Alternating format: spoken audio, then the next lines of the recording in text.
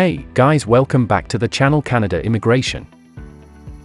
We will talk about the provinces of Canada are attempting to reach a new immigration agreement. If you are interested in this topic, please watch till the end of this video for the latest immigration updates and news. Please like this video, subscribe to the YouTube channel, and don't forget to hit that notification bell icon. Let's get into the video. The provinces now want to have even more power over immigration than the federal government. As Canada's immigration system moves into a new age, the Saskatchewan government said that it wants more control over its immigration system in a press release on July 28, 2022. The announcement was made the same day that Jeremy Harrison, the immigration minister for Saskatchewan, and the other immigration ministers for Canada, including Sean Fraser, his federal equivalent, met in New Brunswick. The ministers' agreement to create a multi-year allocation plan for the provincial nominee program by March 31, 2023, is the meeting's most significant result. As a result, each province and territory will receive PNP allocations over 3 years, allowing them to make advanced plans to achieve their economic development objectives. According to numerous provinces, these initiatives are still insufficient to sustain regional economic growth. Saskatchewan is asking the federal government for a new bilateral immigration agreement, similar to the one Quebec has. Quebec has the most authority over its immigration policy of all the 10 provinces and 3 territories in Canada because of the country's distinctively francophone culture. The 1991 Canada-Quebec Accord allows the province the authority to choose its immigration numbers, choose all of its economic class immigrants, manage admissions for temporary residency, and have a voice over the family and refugee classes. Additionally, it has exclusive authority over settlement funds that the federal government has given to it to provide immigrants with a range of resources, including job training and language instruction. There are bilateral immigration agreements between the federal government and each of Canada's other 9 provinces, the Yukon, and the Northwest Territories. The main benefit of these agreements is that they make it possible for the provinces and territories to run the PNP. They also provide information on a variety of topics, such as the way the 2 tiers of government would collaborate to provide services for immigrants settling. However, these accords only provide the provinces and territories limited jurisdiction beyond what they can do with their particular PNP. Saskatchewan thus desires what Quebec possesses. As part of its Canada-Saskatchewan Immigration Accord, the province demands exclusive control over family and economic class immigration, federal settlement financing, and a PNP allocation that is guaranteed to reflect Saskatchewan's demographic weight in Canada. Although Saskatchewan now has 6,000 principal applicants allocated to the PNP for 2022, it feels that 13,000 seats would be more equitable since they would represent Saskatchewan's proportionate share of total immigration to Canada.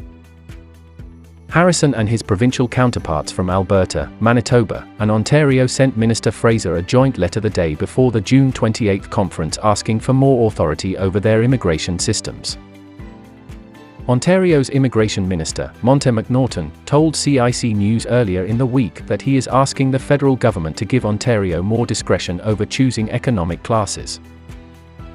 François Legault, the Premier of Quebec, has also declared that if he wins a second term in office by a majority vote in the October provincial elections, he will work to completely limit immigration into the province. The requests from Saskatchewan, Alberta, Manitoba, Ontario, and Quebec put a lot of pressure on the federal government. The provinces contend that providing them additional selection authority will help to address the issue of application backlogs that Immigration, Refugees, and Citizenship Canada continues to face. The provinces can also ask for increased authority under the Constitution. Even though the Constitution makes it plain that the federal government has authority over immigration admissions, it nonetheless identifies immigration as being one of the few areas of federal-provincial policy that is shared in Canada. The Immigration and Refugee Protection Act, Canada's top immigration law, requires the federal government to collaborate closely with the provinces and territories to achieve regional economic and social goals. The federal government is further placed in a challenging situation since Quebec has extensive immigration control while the rest of the nation does not. As a result of the nation's rapidly aging population, unlike when the Canada-Quebec Accord was formed in 1991, provinces and territories across Canada are currently experiencing historic labor shortages.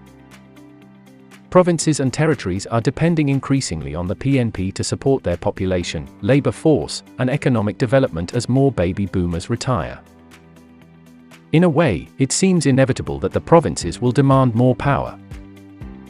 Some provinces approached the federal government after the Canada-Quebec Accord was signed, requesting a comparable level of immigration power.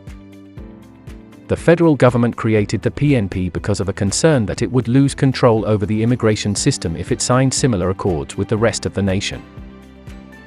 When the provinces and territories joined in, the PNP saw a huge increase, going from admitting 400 immigrants in 1999 to aiming for over 80,000 immigrants this year and 90,000 immigrants by 2024.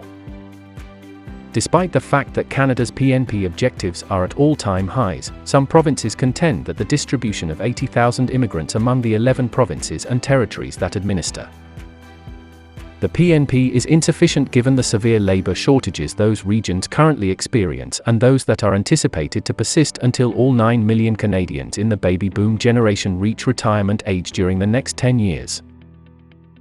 It is impossible to overstate how important these recent advances are. All immigrants to Canada were previously chosen by the federal government before Quebec took control of its system. The pendulum has gradually swung, and the two levels of government currently share a fairly equal split of economic class immigrant selection since the advent of the PNP in 1998. The admissions process for the family and refugee classes is still under the supervision of the federal government. In essence, the provinces are expressing their desire to control the majority of the selection process. The choice to further cede authority will ultimately be made by the federal government.